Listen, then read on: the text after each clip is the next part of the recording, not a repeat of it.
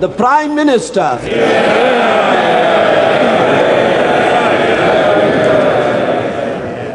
Mr. Speaker, sir, from the onset of the Falklands crisis, my right honourable friends and I have undertaken to keep the House as closely informed as possible about the situation.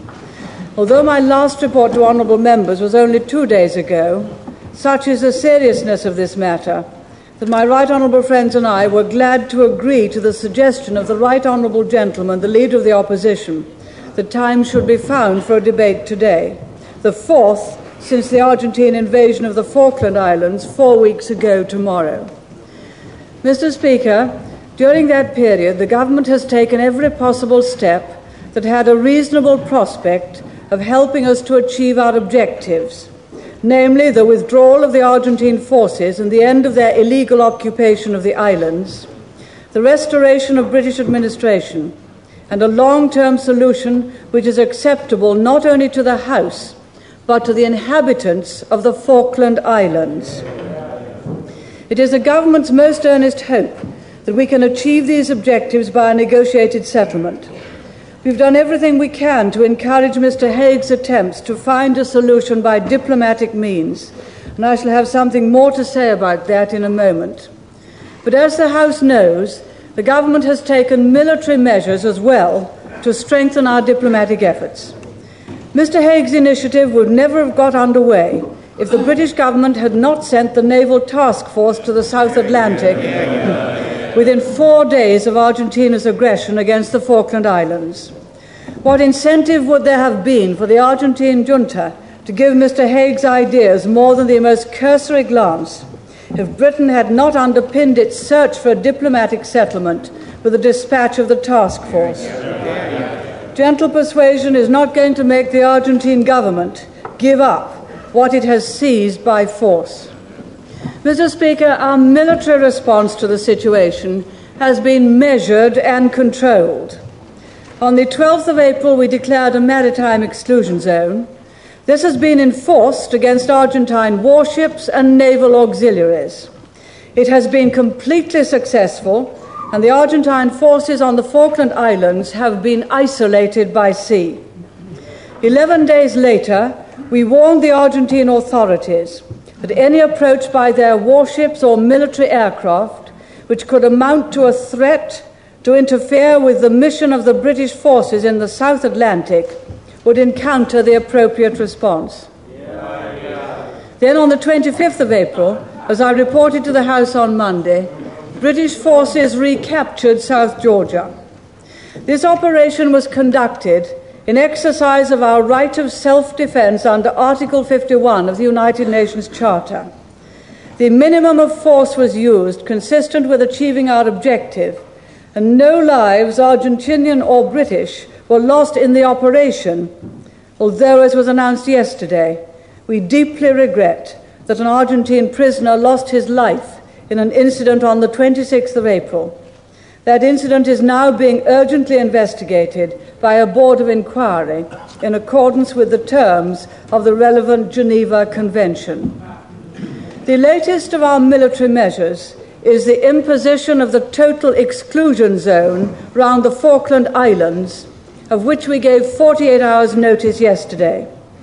The new zone has the same geographical boundaries as the maritime exclusion zone, which took effect on the 12th of April.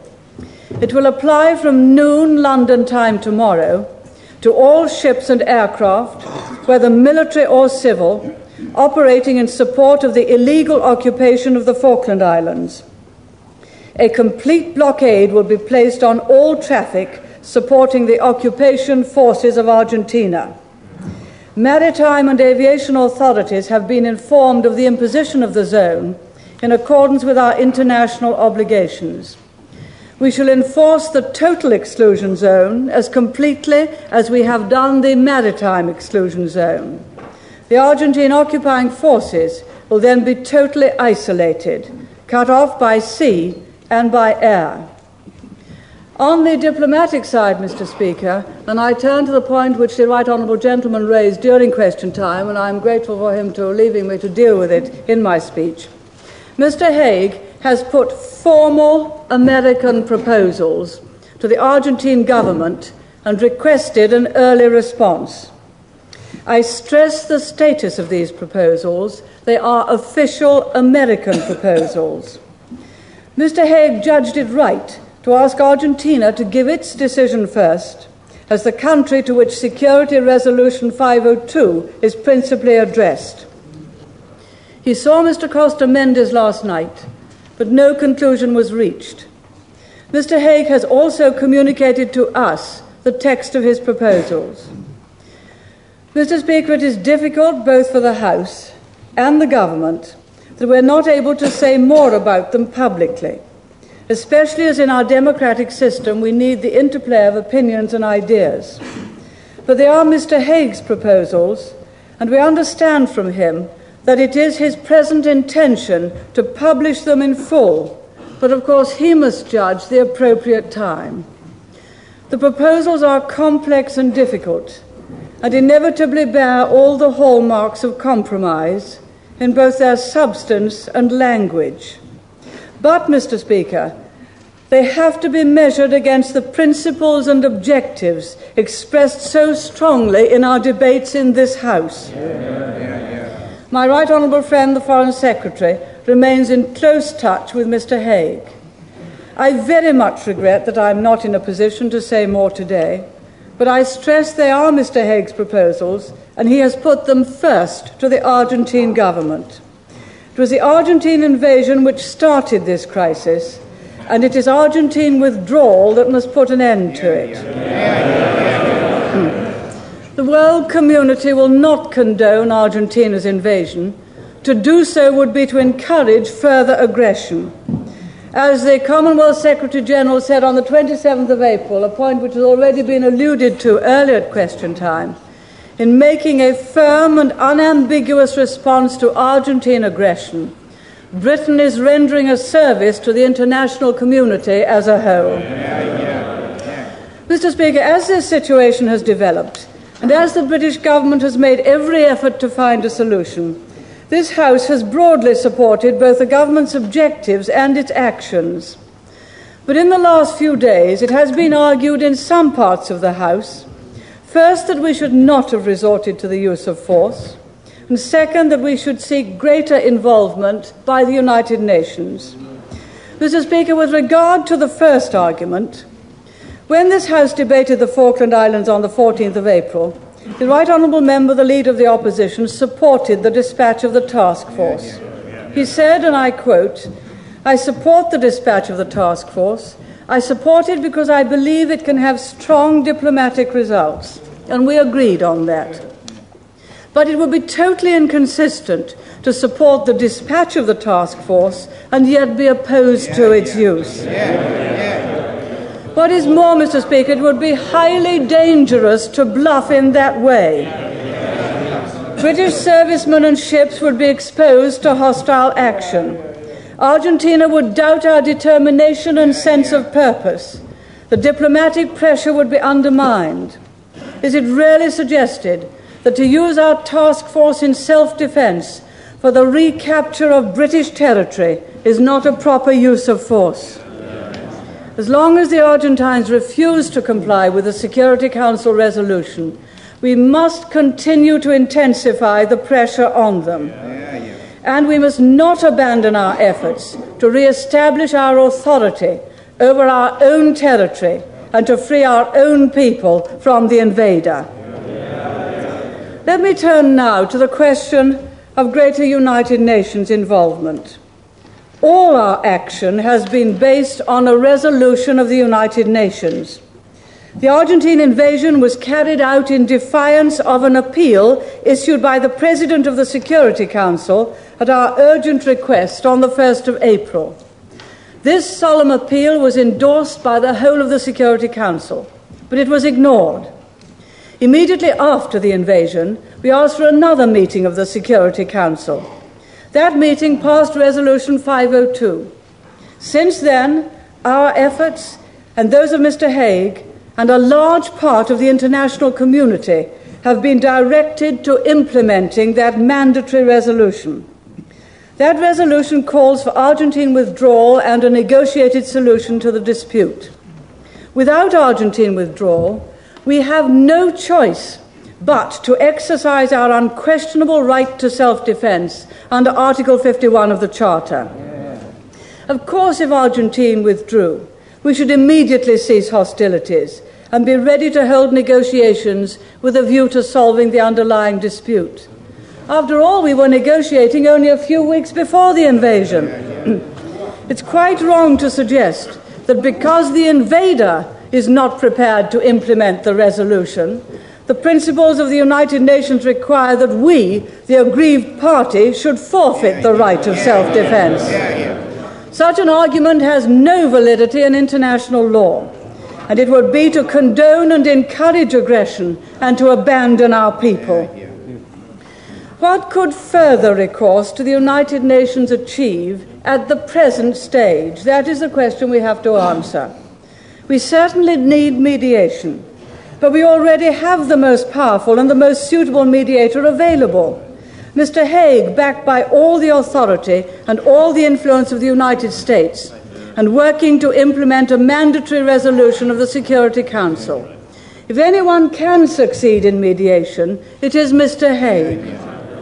Of course we support the United Nations, and we believe that respect for the United Nations should form the basis of international conduct. But the United Nations, alas, does not have the power to enforce compliance with its resolutions, as a number of aggressors well know. These simple facts are perfectly well understood by the international community. Let me quote the Swedish Foreign Minister, because Sweden is a country second to none in its opposition to the use of force and its respect for the United Nations.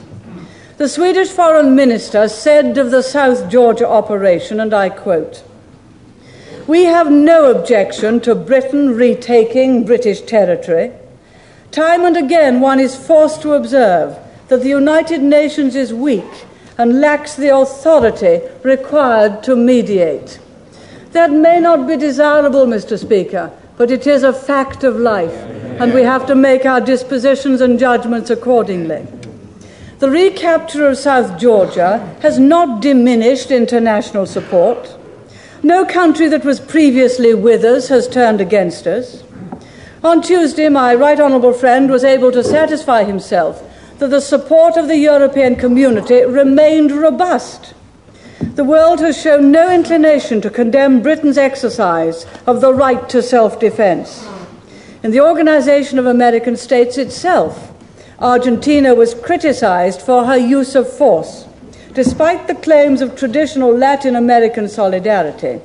And the only resolution passed clearly referred to Security Council Resolution 502 and called on Argentina not to exacerbate the situation. The truth is, Mr. Speaker, that we've been involved in constant activity at the United Nations. Our representative in New York has been in daily touch with the Secretary General since the crisis began. He has discussed with him repeatedly and at length all possible ways in which the United Nations could play a constructive role in assisting Mr. Hague's mission, and if Mr. Hague fails, in securing implementation of Resolution 502. Sir Anthony Parsons has also discussed with Mr. Perez de Cuellar contingency planning about the part the United Nations might be able to play in the longer term in negotiating and implementing a diplomatic settlement. In the light of those discussions, our representative has advised us that first, the Secretary General is very conscious of the complexity of the problem and of the need for careful preparation of any initiative he might take. Second, that as the Security Council is already seized of the problem, it would be inappropriate for the Secretary General to act under Article 99 of the Charter. Thirdly, that the Secretary General would not wish to take any initiative which he had not established in advance would be acceptable to both parties. And fourth, that the Security Council would also require a clear mandate, that the Secretary General would also require a clear mandate from the Security Council before taking any action. Our representative has also reported that the Secretary-General has several times stated in public that he was not prepared to take action while Mr. Hague's mission was continuing. On Tuesday, the Right Honourable Gentleman, the Leader of the Opposition, suggested that my Right Honourable friend, the Foreign Secretary, should go to New York to discuss the crisis with the Secretary-General of the United Nations. I have explained to the House already that our own permanent representative has been in communication daily with Mr. Perez de Cuellar. But if at any time either the Secretary-General or my Right Honourable friend thought that a meeting between the two of them would be likely to assist in achieving an acceptable solution, then I say to the House that my Right Honourable friend would of course go to New York straight away. Mr. Speaker, although we have no doubt about our sovereignty over the Falkland Islands, South Georgia, South Sandwich or British Antarctic Territory, some of my Right Honourable and Honourable friends have suggested that we refer the matter to the International Court of Justice. Since Argentina does not accept the compulsory jurisdiction of the court, the issue cannot be referred for a binding decision without her agreement. We have never sought a ruling on the Falkland Islands themselves from that court, but we have raised the question of the dependencies on 3 separate occasions, in 1947, 1949, and 1951. Each time, Argentina refused to go to the court. In 1955, the British government applied unilaterally to the International Court of Justice against encroachments on British sovereignty and the dependencies by Argentina. Again, the court advised that it could not pursue the matter since it could only act if there was agreement between the parties recognizing the court's jurisdiction. In 1977, Argentina, having accepted the jurisdiction of an international court of arbitration on the Beagle Channel dispute with Chile, then refused to accept its results. It's difficult to believe in Argentina's good faith with that very recent example in mind. There is no reason, given the past history of this question, for Britain, which has sovereignty and which is claiming nothing more, to make the first move. It is Argentina that is making a claim. If she wanted to refer it to the International Court, we would consider the possibility very seriously. But in the light of past events, it would be hard to have confidence that Argentina would respect a judgment which she did not like. Mr. Speaker, may I briefly recall the events that immediately preceded the Argentine invasion of the Falkland Islands? I wonder if my right honourable friend would allow me, before she leaves, the question of going to the International Court. Her observation that it could only be done with the consent of the Argentine, has she taken into account, in that view, the provisions of Article 53 of the Statute of the Court and Article 96 in regard to the Security Council asking for an advisory opinion?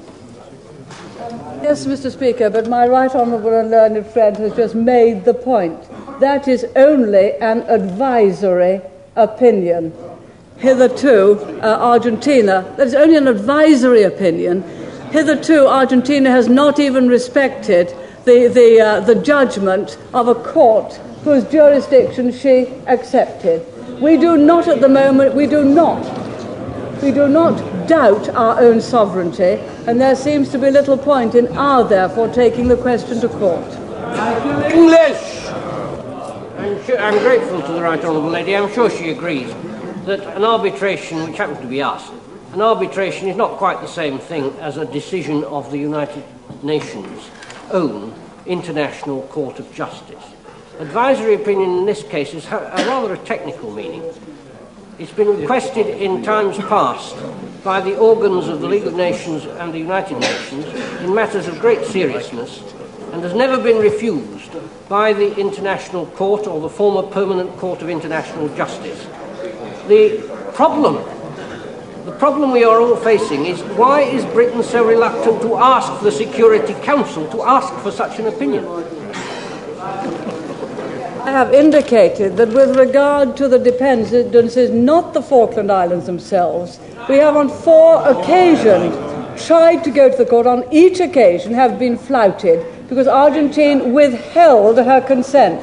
If we are to ask through the Security Council, may I point out it would either have to go through the General Assembly or the Security Council, and they would all have to agree to do it. In the end, the opinion would only be advisory. That is in accordance with Article 96, which I have before me at the moment. The decision is only advisory.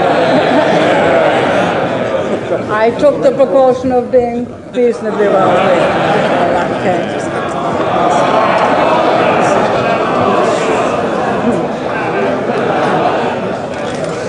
May I just, Mr. Speaker, may I just, taking up the debate where I was, just briefly recall the events that immediately preceded the Argentine invasion of the Falkland Islands. Until the end of February, we were conducting negotiations with the Argentine government. Our delegation was accompanied by representatives from the islands' councils. The negotiations took place in a constructive atmosphere and produced an agreed communiqué, though the Argentine government chose not to publish it. On the 20th of March, the South Georgia incident began with the illegal landing of Argentine civilians. We sought to solve that problem by diplomatic means and proposed that an emissary should travel to Buenos Aires to pursue negotiations over the problem as a matter of urgency. It was Mr. Costa Mendes himself who, on the 1st of April, told us that the diplomatic channel was now closed. That same day, President Reagan's appeal was rebuffed by the President of Argentina. On Friday, the 2nd of April, the Argentinians invaded and the Falklands were occupied. The following day, the Security Council called for Argentine withdrawal. Since that mandatory instruction, the government of Argentina have made no move to comply. On the contrary, they have poured in additional troops and equipment. Mr. Speaker, there can be no doubt where the intransigence lies in this matter. The key to peace is in the hands of the Argentine government, and the responsibility is theirs.